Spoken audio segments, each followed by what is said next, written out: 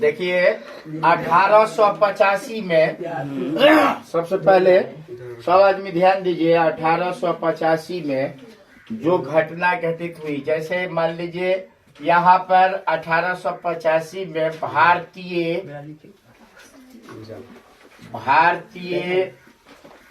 राष्ट्रीय कांग्रेस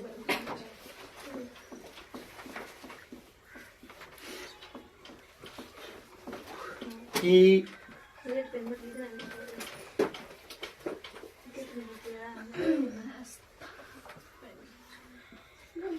स्थापना हुई।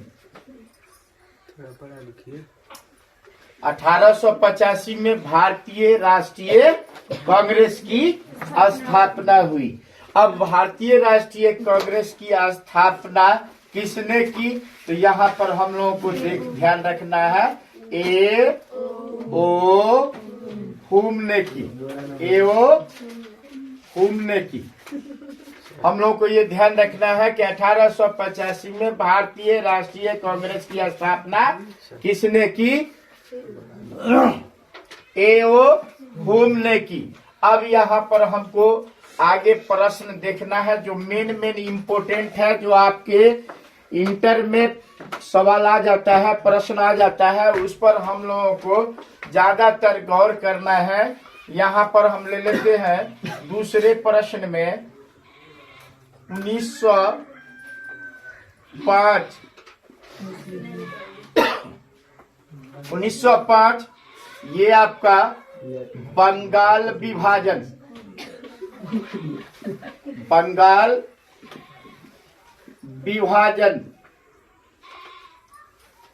ये बंगाल विभाजन 1905 में हुआ था। और ये बंगाल विभाजन जो हुआ था, इसका करने का श्रेय किसे जाता है? बंगाल विभाजन का कर्जन को, लॉर्ड कर्जन को। तो ये बंगाल विभाजन 1905 में हुआ था।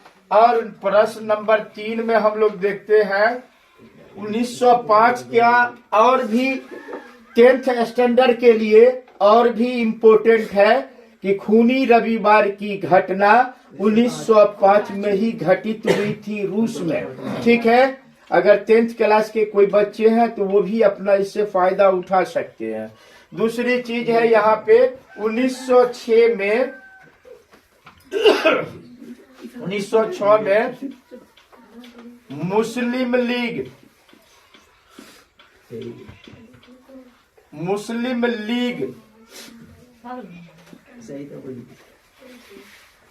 की स्थापना 1906 में क्या हुआ? मुस्लिम लीग की स्थापना हुई। क्या हुई?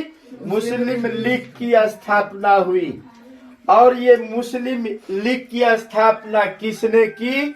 तो ध्यान रखिएगा, यहाँ पर मैं लिख देता हूँ, मुस्लिम लीग की स्थापना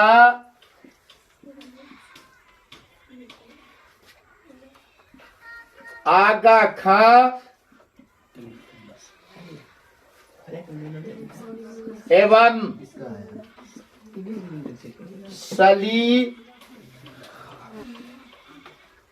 एवं सलीमुल्लाह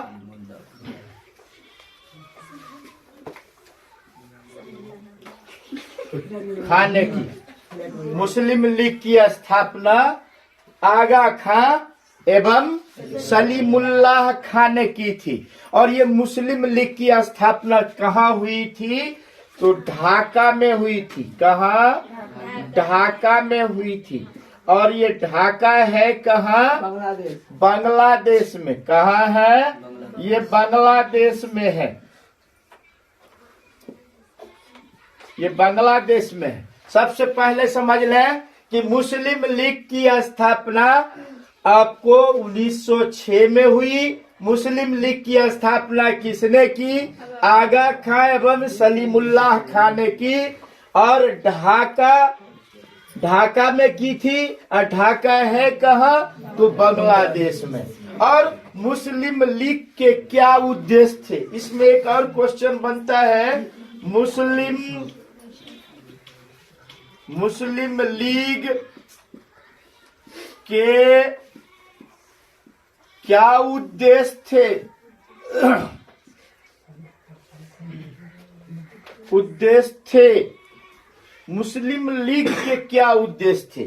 मुस्लिम लीग के मेन उद्देश्य थे मुसलमानों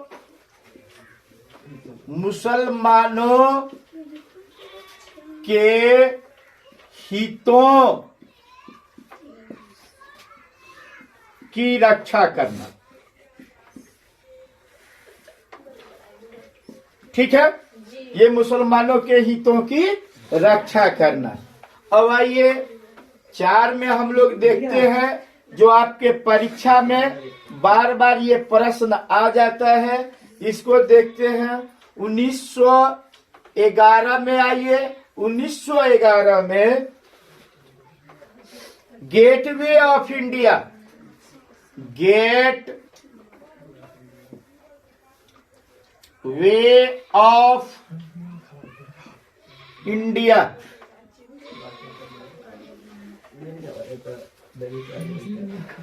का निर्माण हुआ।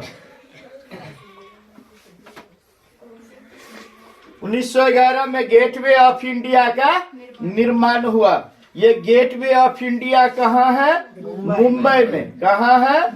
मुंबई में। और इसका असल में गेटवे ऑफ इंडिया का अर्थ होता है भारत का प्रवेश द्वार। भारत का प्रवेश द्वार, ये हम लोग कहते हैं गेटवे ऑफ इंडिया, है ना। और 1911 में ही भारत की राजधानी कोलकाता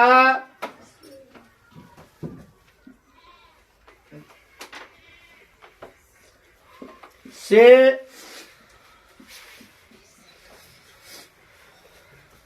दिल्ली बनी थी। ठीक है, 1911 में ही भारत की राजधानी कोलकाता से दिल्ली बनी थी। उससे पहले कोलकाता में थी, है ना। अब किसी बुक में आपको 1912 भी दर्शाता है, लेकिन मेन 1911 पकड़ना है, फॉलो करना है। अब यहाँ पर आइए, 5वें प्रश्न को हम लोग ले लेते हैं। यहाँ पे 1914 1913 लीजिए। 1913 गदर पार्टी की स्थापना। किसकी? गदर पार्टी की स्थापना 1913 में गदर पार्टी की स्थापना किसने की थी? तो लाला हरदयाल ने। ये भी लिख लीजिए, किसने की थी? तो लाला हरदयाल ने। लाला हरदयाल ने।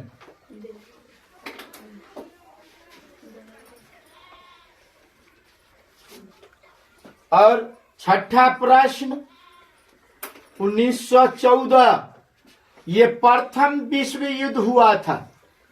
प्रथम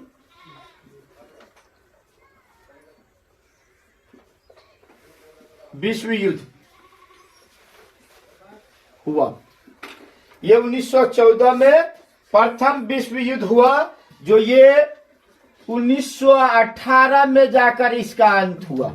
ये 4 वर्षों तक जल थल वायु द्वारा युद्ध चलता रहा। कंटिन्यू 4 वर्षों तक युद्ध हुआ। 1914 से 18 में जाकर के इसका एंड हुआ, समाप्त हुआ। इसको मिटा दे आप जी।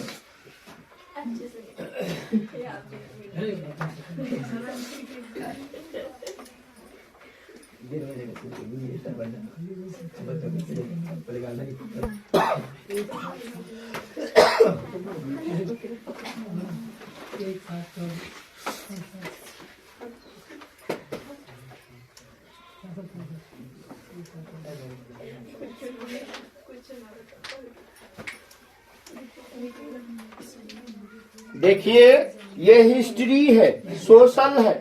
कहता है हिस्ट्री ज्योग्राफी बड़ी बेवफा, रात में पढ़ो दिन में सफा। इसलिए ध्यान रखना है इस बातों को, ठीक है। हम लोग 1914 में पहुंच चुके थे। 1916 देखिए यहाँ रंपा विद्रोह हुआ था। रंपा विद्रोह 1916 में रंपा विद्रोह, और 1916 में ही लखनऊ समझौता भी हुआ था। लखनऊ समझौता, और 1916 में ही साबरमती आश्रम की स्थापना।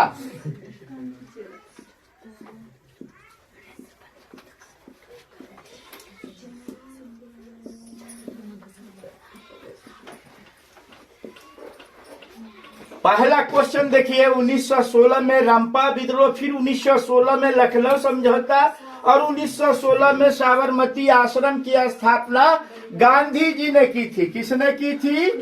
गांधी जी ने साबरमती आश्रम की स्थापना की थी, 1916 में ही की थी।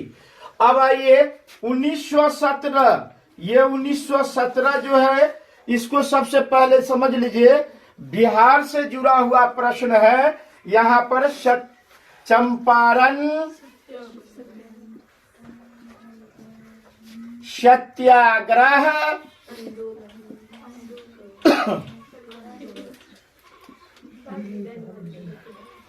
आंदोलन, ये चंपारण सत्याग्रह आंदोलन ये बिहार से जुड़ा हुआ है। ये चंपारण सत्याग्रह आंदोलन क्या था? सबसे पहले समझ लीजिए, चंपारण में नीलहे किसान का मतलब है कि नील की खेती हुआ करती थी।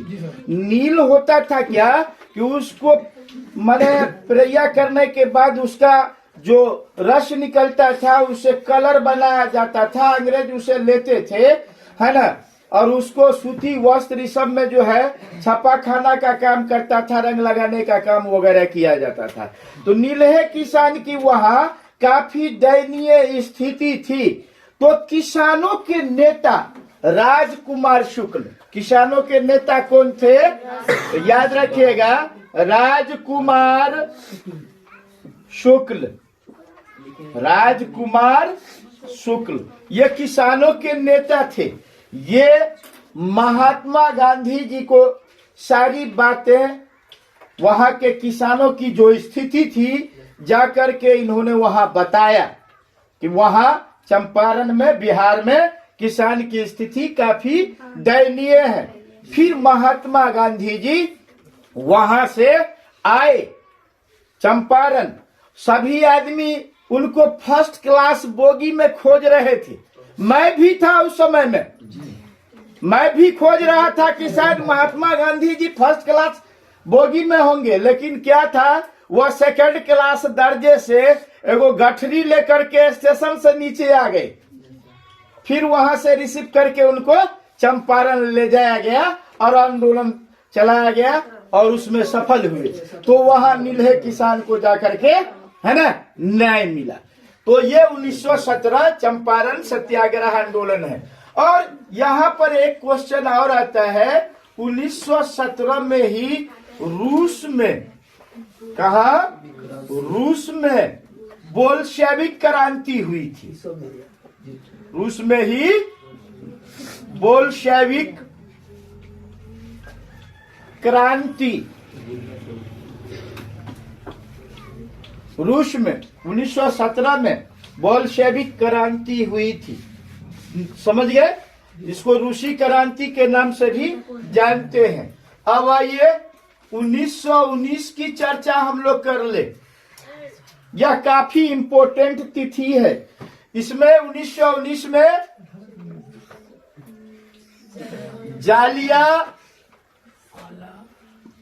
वाला बाग हत्याकांड हुआ। ये 1919 में जालियांवाला बाग हत्याकांड हुआ। जो ये जालियांवाला बाग कहाँ है? तो ये अमृतसर पंजाब में है जालियांवाला बाग। और वहां महात्मा गांधी जी जनसभा को संबोधित कर रहे थे। उसी बीच में जब संबोधित कर रहे थे, उसी बीच में जनरल डायर ने गोली चलाने का आदेश दे दिया अपने सैनिकों को, जिससे हजारों हजार की संख्या में लोग मारे गए। काफी नरसंहार हुआ था जालियांवाला बाग में, है ना। लोग काफी मर्माहित हो चुके थे उस घटना से, दुखी थे। तो ये जालियांवाला बाग हत्याकांड 1919 में, और इसी में 1919 में ही रोल एक्ट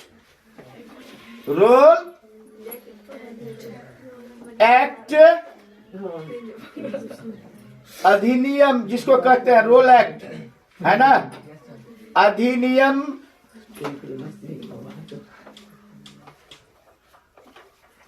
पारित हुआ।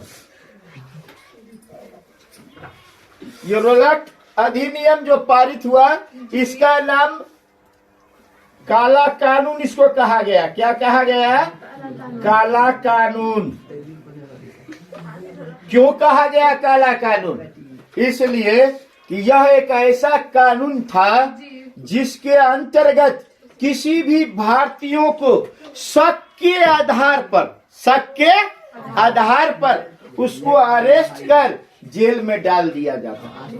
इसलिए इस कानून का विरोध हुआ और इस कानून को काला कानून की संज्ञा दी जाती है। अब 1919 में ही देखिए एक और चीज है, वर्साई की संधि हुई। वर्साई की संधि 1919 में हुई। अगर आपको प्रश्न ऐसा पूछ दे कि द्वितीय विश्व युद्ध के बीज कहाँ छुपे थे, तो ये वर्साई की संधि में छुपे हुए थे द्वितीय विश्व युद्ध, है ना। इसलिए कि यहाँ जब वर्साई की संधि हुई तो इस संधि में जर्मनी वगैरह पर, जो उसके मित्र देश थे, उन पर यह जो प्रथम विश्व युद्ध में क्षति हुई, हर्जाना हुआ, उसकी भरपाई करने का उसे आदेश दे दिया। और कहा एक लोहे की सुई कील के बराबर सामान नहीं बना सकते हैं। और हिटलर जर्मनी का था, वो अपने आप में एक तानाशाह था, वो किसी की बातों को समझता नहीं था, है ना। वो धीरे धीरे ये आग सुलगती रही और अंततः द्वितीय विश्व युद्ध 1939 में पुनः शुरू हो गई, है ना।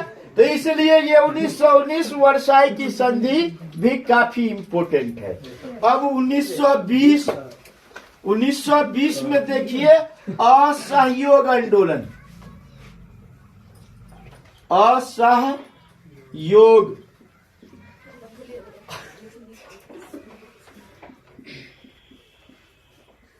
असहयोग आंदोलन। अब ये असहयोग, देखिए एक होता है सहयोग माने मदद करना, एक असहयोग यानी उसका विरोध करना।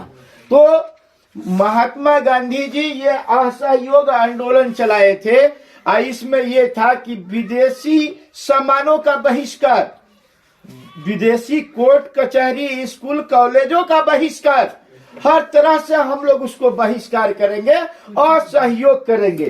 तो ये असहयोग 1920 में चला था। और इसके नेता कौन थे? तो महात्मा गांधी,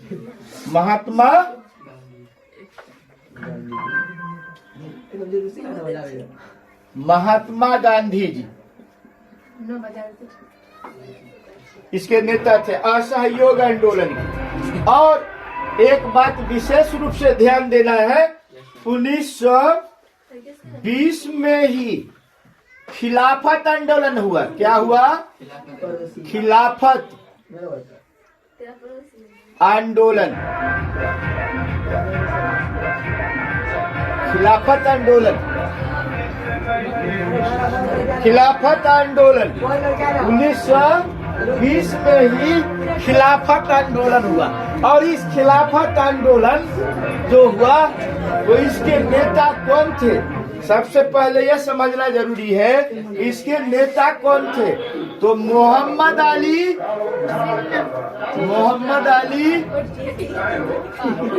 और शौकत अली।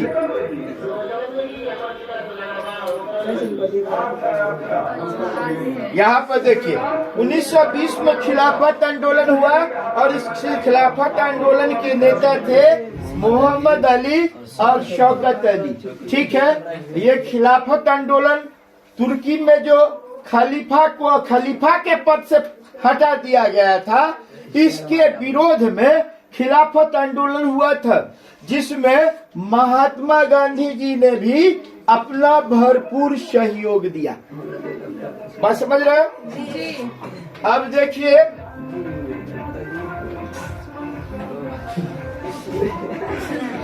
1922, ये 1922 में सबसे पहले जान लीजिए क्या हुआ। चौरा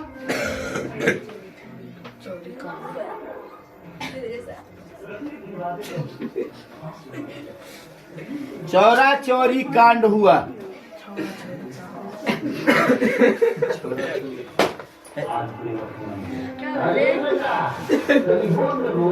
आज बताइए ना पागल। ये जो है 1922 में चौरा चौरी कांड हुआ। ठीक है, और ये 1922 में ये यूपी में हुआ था। एक थाना में दरोगा सहित 27 पुलिसकर्मी को जिंदा आग लगा दिया गया था और इससे काफी हड़कंप मच गया, आंदोलन मच गया। तब 1922 में जो चौरा चौरी कांड हुआ तो महात्मा गांधी जी को असहयोग आंदोलन आनन फानन में 1922 में जाकर के रोकना पड़ा। आनन फानन में 1922 में यह असहयोग आंदोलन को महात्मा गांधी जी को रोकना पड़ा। समझ रहे हैं?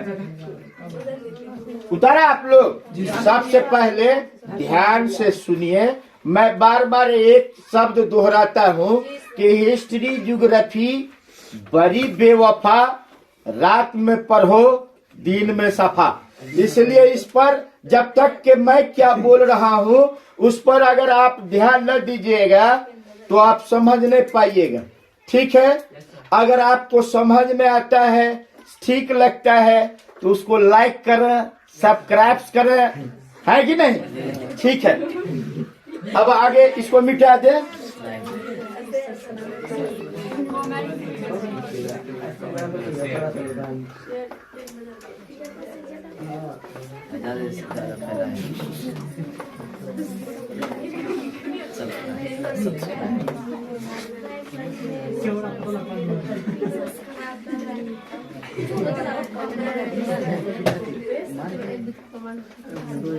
Please silent, keep quiet and listen to me.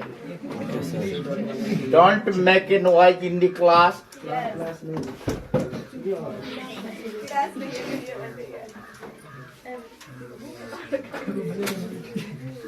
करते क्या है? नहीं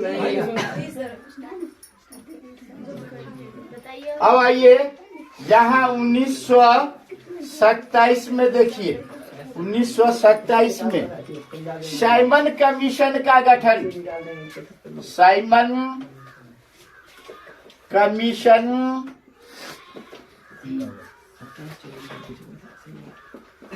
का गठन, ये साइमन कमीशन का गठन हुआ था 1927 में।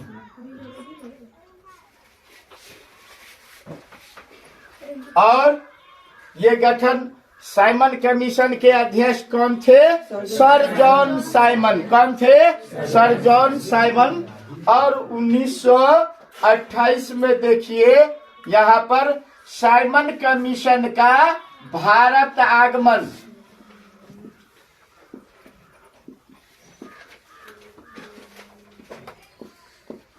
भारत आगमन और 1929 में विश्व आर्थिक संकट 1930 की बात बताते हैं। सविनय अवज्ञा आंदोलन, सविनय अवज्ञा आंदोलन, ये सविनय अवज्ञा आंदोलन 1930 में हुआ था। इस आंदोलन के भी नेता महात्मा गांधी जी थे, जिसको भरपूर अपना सहयोग दिए और चलाए। और 1930 में ही दांडी यात्रा, क्या थी? दांडी यात्रा, दांडी यात्रा शुरू की थी। महात्मा गांधी जी ने दांडी यात्रा शुरू की थी 1930 में ही। ये दांडी है कहाँ? गुजरात में। दांडी कहाँ है? गुजरात में। ये दांडी यात्रा महात्मा गांधी जी ने शुरू की थी, जिसमें लगभग 76-77 लोग मिल करके दांडी पहुंच करके नमक बनाकर नमक कानून का उल्लंघन किया था। नमक कानून का उल्लंघन किया था। और इसी यात्रा को हम लोग दांडी यात्रा के नाम से भी जानते हैं। परीक्षा में कभी कभी इस तरह से प्रश्न पूछता है कि सविनय अवज्ञा आंदोलन के साथ और कौन सा आंदोलन हुआ, या कभी ऐसा पूछ देगा दांडी यात्रा के साथ कौन आंदोलन हुआ। तो हम लोग जाए, अगर दांडी यात्रा के साथ पूछता है तो कहेंगे सविनय अवज्ञा आंदोलन। इस तरह से आज इतना ही। आप लोग पहले इसको लिख करके याद करके सुनाइए, फिर उसके आगे हम बताएंगे। ठीक है?